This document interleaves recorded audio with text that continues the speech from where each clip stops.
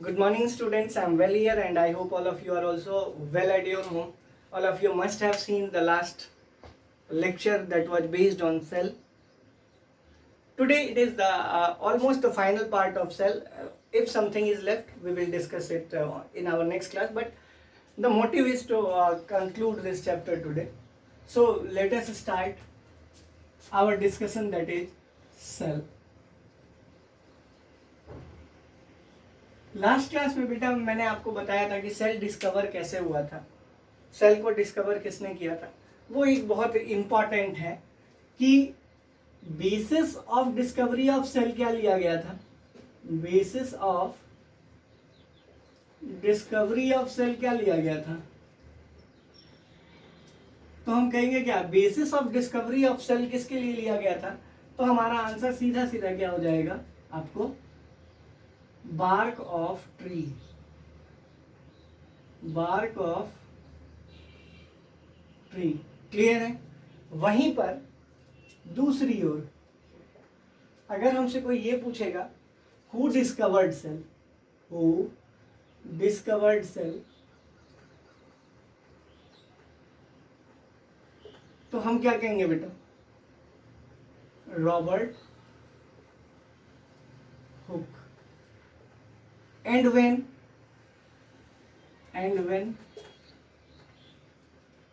question mark in year 1665। I hope clear है।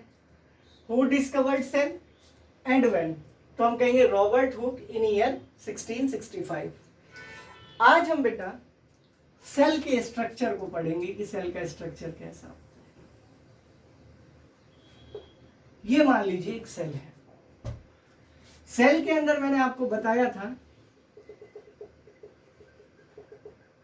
ठीक है,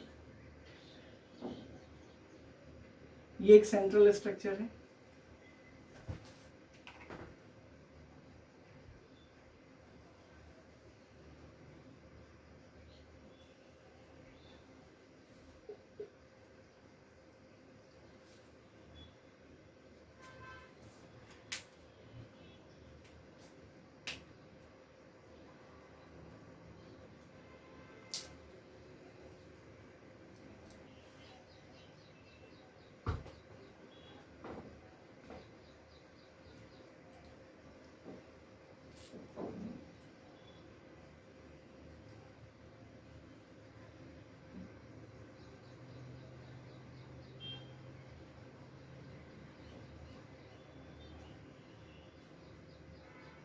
ये सेल का स्ट्रक्चर है बेटा। और यहाँ ये आपको एक बाहर से बाउंड्री दिखेगी,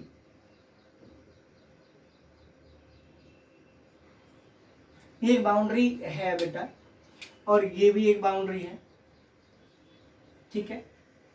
अब ये है आपको सेंट्रल पार्ट जिसका नाम है न्यूक्लियस,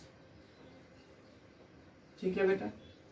अच्छा, ये जो न्यूक्लियस है इसमें छोटे छोटे इस तरह के दाने हैं, थ्रेड लाइक स्ट्रक्चर है, इसको हम कहते हैं क्रोमोसोम। क्या कहते हैं, क्रोमोसोम, ठीक है। उसके बाद क्या है बेटा, ये जो है ना, ये जो बाउंड्री आपको दिख रही है इसको हम कहते हैं न्यूक्लियर मेम्ब्रेन, ठीक है, न्यूक्लियर मेम्ब्रेन। उसके बाद क्या है बेटा कि यहां पर इस तरह के कई सारे स्ट्रक्चर हैं सेल में,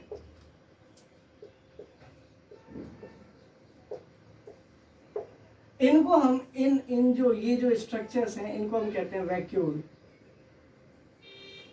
ठीक है।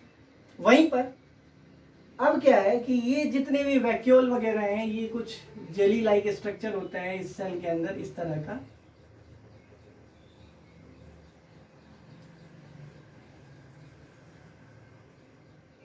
अब ये जो जेली लाइक स्ट्रक्चर होता है ना बेटा, इसी के अंदर सारी चीजें मौजूद होती हैं सेल की, और इस जेली लाइक स्ट्रक्चर को हम क्या कहते हैं, साइटोप्लाज्म। क्लियर है। वहीं यहां पर एक स्ट्रक्चर होता है इस तरह का हम माइटोकॉन्ड्रिया कहते हैं, ठीक है। उसके बाद बेटा अब ये क्या है कि न्यूक्लियस के बाद हमने न्यूक्लियर मेम्ब्रेन को पढ़ लिया, ठीक है। अब ये यहां पर जो है ये सेल मेम्ब्रेन है, क्या है, सेल मेम्ब्रेन। लेकिन सेल मेम्ब्रेन और न्यूक्लियर मेम्ब्रेन में थोड़ा सा डिफरेंस है। सेल मेम्ब्रेन जो है वो न्यूक्लियर मेम्ब्रेन से डिफरेंट होता है, क्लियर है। अब उसके बाद हमने वैक्यूल देख लिया, क्रोमोसोम को देख लिया, माइटोकॉन्ड्रिया को, सेल मेम्ब्रेन को, साइटोप्लाज्म को।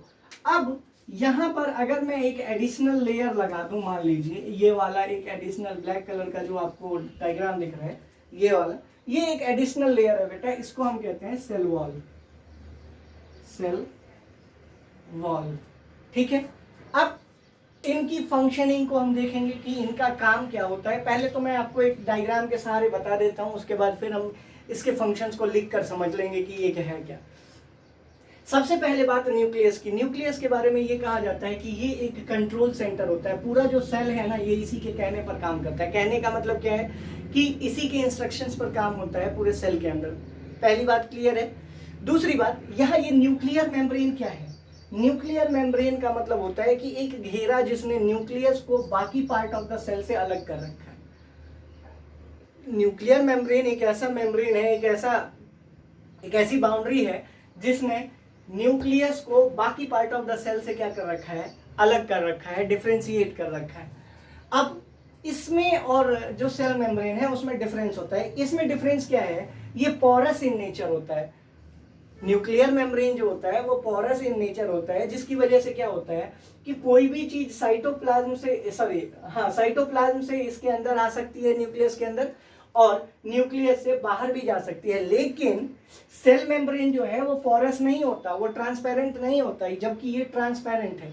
ये किसी भी चीज को बाहर भी जाने दे सकता है, अंदर भी आने दे सकता है। कौन, न्यूक्लियर मेम्ब्रेन। लेकिन अगर हम सेल मेम्ब्रेन की बात करें तो ऐसा नहीं होता है। उसके बाद हम बात करें वैक्यूल की, तो वैक्यूल क्या है, जब भी कोई प्लांट या एनिमल या उसका सेल खाना बनाता है, जब भी कोई भी सेल खाना बनाता है तो खाना को बनाने के बाद, अब ज़रूरी तो है नहीं कि हमारे हिसाब से बनाएगा कि जैसे हमें ज़रूरत जितने की होती है उतना ही हम खाना बनाते हैं, ऐसा नहीं है सेल के साथ। सेल क्या करता है, ज़रूरत से ज़्यादा भी खाना बना लेता है, और बनाने के बाद क्या करते हैं कि एक्स्ट्रा खाने को इन छोटे छोटे वैक्यूल्स में क्या करता है, स्टोर कर देता है। तो वैक्यूल्स का काम क्या है कि एक्स्ट्रा फूड आइटम जो सेल के अंदर रह गया है उसको स्टोर करके फ्यूचर यूज के लिए रखना। मीन्स व्हाट की the function of vacuole is to store the food items. I hope clear है। उसके बाद है बेटा chromosome. Chromosome thread like structure होता है न्यूक्लियस में। क्रोमोसोम की अगर हम बात करें तो क्रोमोसोम का मतलब क्या है कि क्रोमोसोम जो है वो थ्रेड लाइक स्ट्रक्चर है। कैसा स्ट्रक्चर, थ्रेड लाइक स्ट्रक्चर, जो कहाँ मौजूद होता है, तो हमारा आंसर होगा कि the thread like structure that is present in the, किस में प्रेजेंट होता है, तो हमारा सीधा सीधा आंसर होगा the thread like structure that is present in the nucleus is called chromosome. Chromosome का बेटा स्पेशल फंक्शन है। स्पेशल फंक्शन क्या है कि क्रोमोसोम जीन कैरी करता है। क्या कैरी करता है, जीन। जीन क्या होता है, ये एक कैरेक्टर होता है जो पेरेंट से उसके ऑफस्प्रिंग या बच्चे में जाता है। मतलब कि जीन को कैरी करने का कई बार क्या होता है कि माता पिता का, कई बार नहीं मतलब हर बार होता है कि कुछ ना कुछ माता पिता के जो कैरेक्टर हैं वो बच्चे में आते हैं, बच्चे में देखने को मिलता है वो गुण।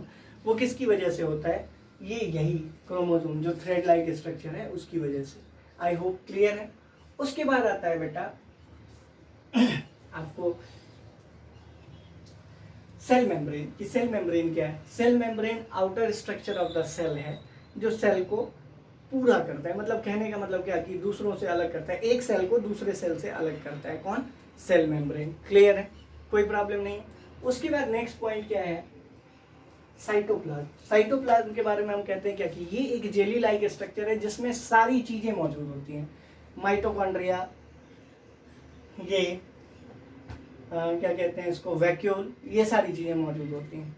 मतलब ये एक ऐसा जेली लाइक स्ट्रक्चर है जिसके अंदर माइटोकॉन्ड्रिया, क्रोमोसोम, फूड वैक्यूल, ये सारी चीजें मौजूद होती हैं। और सबसे लास्ट में हम डिस्कस करेंगे माइटोकॉन्ड्रिया को। माइटोकॉन्ड्रिया के बारे में कहते हैं it is known as the power house of the cell.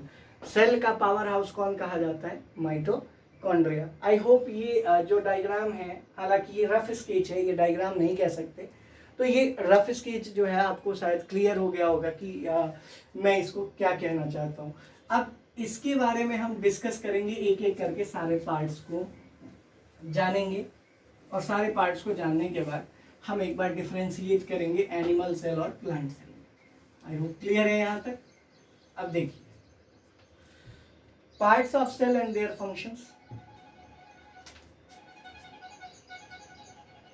Parts of cell and their functions। ठीक है, part of cell and their functions. Cell के पार्ट और उसके फंक्शंस के बारे में हमें डिस्कस करना है। सबसे पहले nucleus. The central part of cell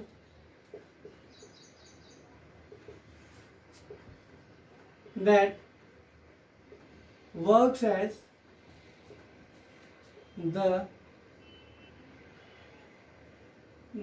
control center of cell।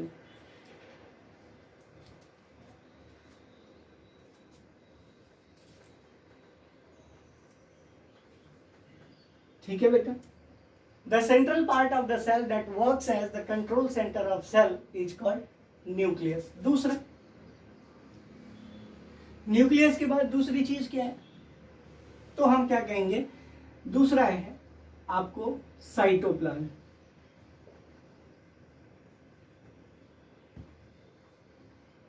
Cytoplasm के बारे में हम क्या कहेंगे? The jelly like structure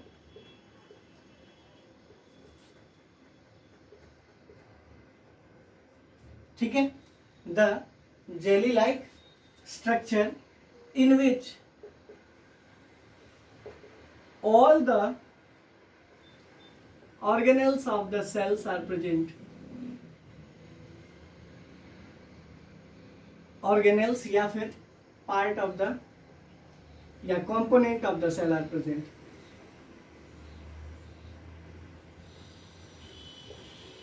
components like mitochondria,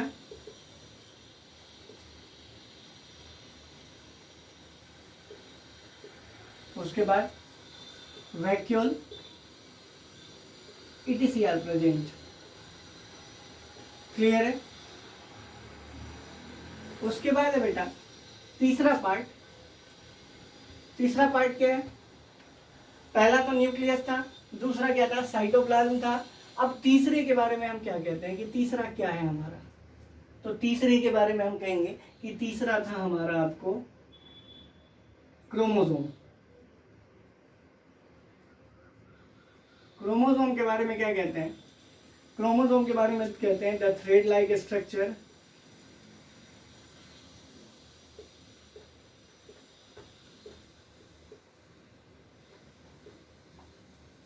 the thread like structure. जो थ्रेड लाइक स्ट्रक्चर होता है, the thread like structure which carries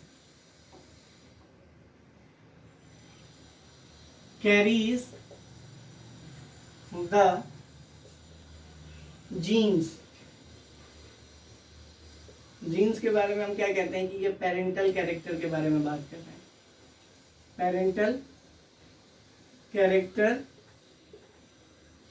from one generation to another generation, one generation to another generation।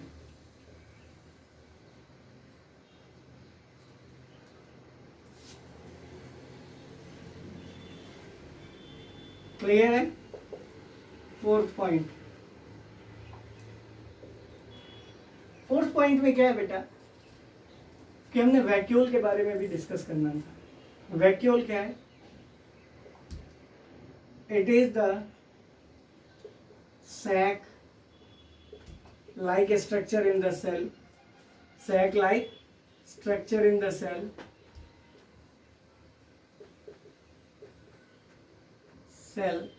in which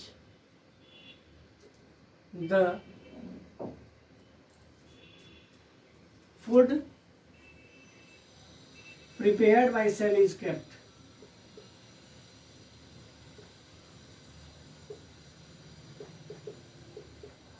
clear है? उसके बाद है बेटा fifth point, mitochondria.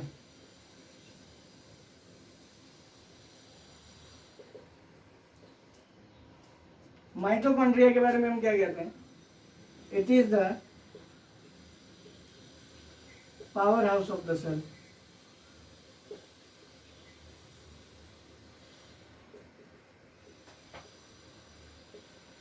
ठीक है बेटा।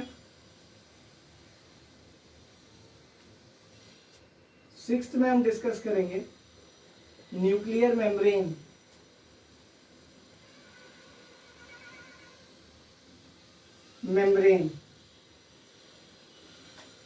इसके बारे में क्या कहते हैं बेटा? The boundary, the porous boundary that separates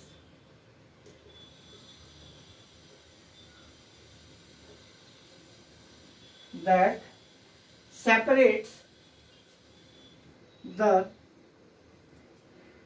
outer nucleus from the other part of the cell.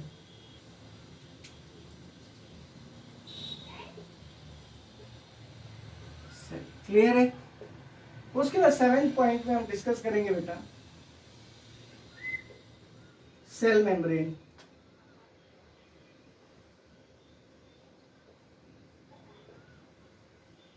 The boundary of cell,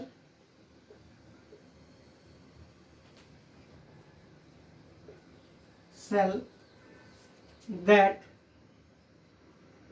separates one cell from another cell। और लास्टली हम डिस्कस करेंगे बेटा cell wall. It is the additional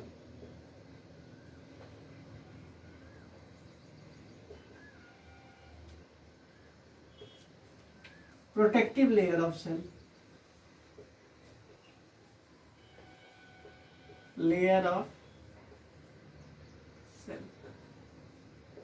ठीक है बेटा। तो इतने parts को हमने अभी लास्ट में डायग्राम में देखा था। सबसे पहला क्या था? न्यूक्लियस। ये central part of the cell है। उसके बाद साइटोप्लाज्म के बारे में मैंने कहा कि ये एक जेली लाइक स्ट्रक्चर है जिसमें सभी ऑर्गेनल्स, जो सभी पार्ट है सेल के कंपोनेंट हैं, वो प्रेजेंट होते हैं। क्रोमोसोम के बारे में मैंने कहा कि ये थ्रेड लाइक स्ट्रक्चर होता है जो जीन्स को या पेरेंटल कैरेक्टर को एक जनरेशन से दूसरे जनरेशन तक ले जाता है। उसके बाद वैक्यूल, ये एक सैक लाइक, एक मतलब कह सकते हैं स्टोर हाउस लाइक स्ट्रक्चर है जो खाने, सेल के द्वारा प्रिपेयर्ड खाने को स्टोर करके रखता है। अब ये जो है ना, ये डिफरेंट होता है। प्लांट सेल में बहुत बड़े होते हैं ये फूड वैक्यूल, और एनिमल सेल में छोटे होते हैं, इसीलिए हमें भूख जल्दी लगती है। दूसरा mitochondria power house of the cell है। नेक्स्ट है न्यूक्लियर मेम्ब्रेन। ये एक बाउंड्री है जो न्यूक्लियस को बाकी पार्ट ऑफ द सेल से क्या करता है? अलग करता है। यहाँ पर मैंने लिखा है कि ये पोरस बाउंड्री है, मतलब सप्लाई को आने देता है और जाने देता है। नेक्स्ट है सेल मेम्ब्रेन। ये बाउंड्री ऑफ द सेल है जो एक सेल को दूसरे सेल से अलग करता है। और लास्टली सेल वॉल, ये एक एडिशनल लेयर है जो प्रोटेक्ट करता है सेल को, बचाता है सेल को। ये प्लांट सेल में होता है जबकि एनिमल सेल में ये नहीं होता है। आई होप क्लियर है। इसके बाद बेटा एक हम पढ़ेंगे यूकैरियोटिक सेल और प्रोकैरियोटिक सेल। यूकैरियोटिक सेल एक ऐसा सेल है जिसमें क्या होता है बेटा? तो हम कहेंगे क्या कि यूकैरियोटिक सेल एक ऐसा सेल है जिसमें जो वेल डिफाइंड न्यूक्लियस और न्यूक्लियर मेम्ब्रेन होता है, जबकि प्रोकैरियोटिक में वेल डिफाइंड नहीं होता। तो यूकैरियोटिक का एग्जाम्पल ह्यूमन बीइंग, प्रोकैरियोटिक का एग्जाम्पल अमीबा। आई होप क्लियर है। और लास्टली आपके लिए जो आज का होमवर्क है वो ये कि differentiate between plant cell and animal cell. Question जो आपके लिए है वो है differentiate between plant cell and animal cell.